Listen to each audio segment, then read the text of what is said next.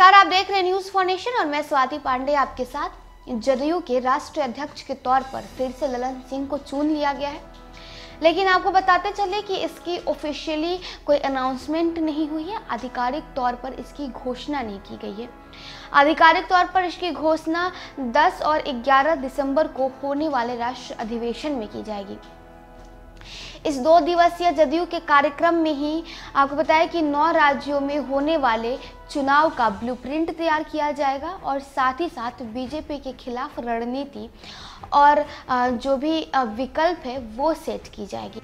तो 10 और 11 दिसंबर को जदयू के राष्ट्रीय अधिवेशन होगी। राष्ट्रीय इस कार्यक्रम में ही जदयू के राष्ट्रीय अध्यक्ष के तौर पर ललन सिंह को ऑफिशियली बैठा दिया जाएगा।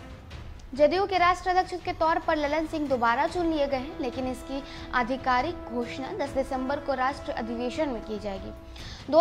2 दिनों के राष्ट्रीय कार्यक्रम में 10 दिसंबर को राष्ट्रीय अधिवेशन जदयू के पटना कार्यालय में कर्पूरी सभागार में होगा। वहीं दूसरे दिन खुला अधिवेशन पटना के कृष्ण मेमोरियल हॉल में किया जाएगा।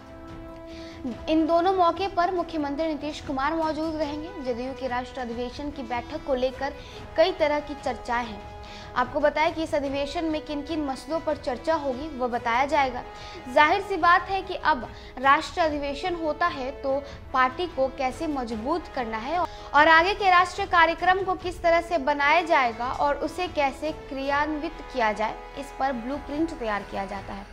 जदयू के तमाम नेता इस मौके पर अपने राष्ट्रीय पदाधिकारियों के सामने साझा करेंगे। राष्ट्रीय अधिवेशन में जदयू राष्ट्रीय स्तर पर देश की राजनीतिक स्थिति क्या है, इसमें जदयू की भूमिका क्या होगी, इस पर चर्चा होगी। जदयू के राष्ट्रीय सचिव राजीव रंजन प्रसाद बताते हैं कि इस पूरे बैठक में पार्टी का सांगठनिक पुनर्गठन किस तरीके से हो और टीम को किस तरह से मजबूत किया जाए, इसको लेकर मंथन होगा।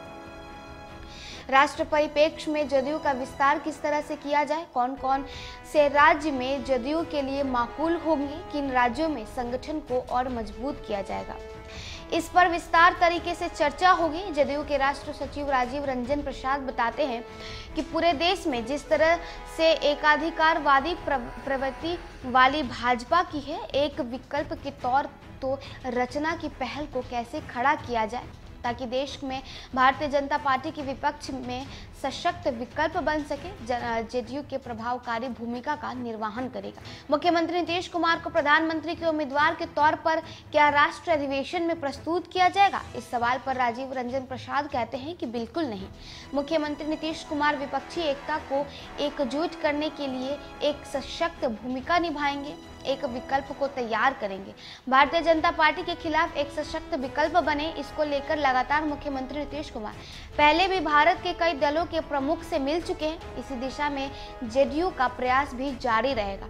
जब जदयू के राष्ट्रीय सचिव राजीव रंजन से सवाल पूछा गया कि क्या आप राष्ट्रीय अधिवेशन में जदयू और आरजेडी के विलय की कोई बात होगी, तो उन्होंने इस बात पर कोई भी टिप्पणी करने से मना कर दी। आपको बताते चले कि जदयू के दूसरे राष्ट्रीय सचिव अफाक अहमद खान बताते हैं कि राष्ट्रीय अधिवेशन की बैठक दूसरे राज्यों में जदयू के संगठन को कैसे मजबूत करना है, राष्ट्र स्तर पर जदयू कैसे काम करें, इसको लेकर होने वाला है। उन्होंने कहा कि आने वाले समय में कई राज्यों में विधानसभा का चुनाव है। 2023 में कुल 9 राज्यों में चुनाव होने हैं। इसमें मध्य प्रदेश, राजस्थान, छत्तीसगढ़, कर्नाटक, तेलंगाना, त्रिपुरा, मेघालय, नागालैंड और मिजोरम शामिल है। वहीं 2024 में लोकसभा चुनाव है। इन सभी चुनाव में जदयू की क्या भूमिका रहने वाली है, इस पर चर्चा होगी।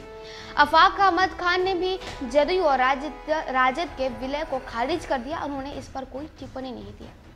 तो देखिए 10 और 11 दिसंबर को जदयू का राष्ट्रीय अधिवेशन होगा, जिसमें जदयू के राष्ट्र अध्यक्ष के तौर पर ललन सिंह को एक बार फिर से बैठा दिया जाएगा और साथ ही साथ 2023 में कई राज्यों में जो विधानसभा चुनाव होने हैं और 2024 में जो लोकसभा चुनाव होने हैं, इसे लेकर जदयू अपनी ब्लूप्रिंट तैयार करेगी, भाजपा के खिलाफ अपनी रणनीति सेट करेगी और इस 2 दिवसीय राष्ट्रीय कार्यक्रम में मुख्यमंत्री नीतीश कुमार भी शामिल होंगे। तो देखिए 2 दिवसीय इस राष्ट्रीय कार्यक्रम में जदयू अपने विकल्प को सेट करेगी, अपने जो है रणनीति को सेट करेगी और अपनी ब्लूप्रिंट भी तैयार करेगी। तो चलिए इस खबर में बस इतना ही। और भी वीडियोज़ और अपडेट्स के लिए आप देखते रहें न्यूज़4 नेशन।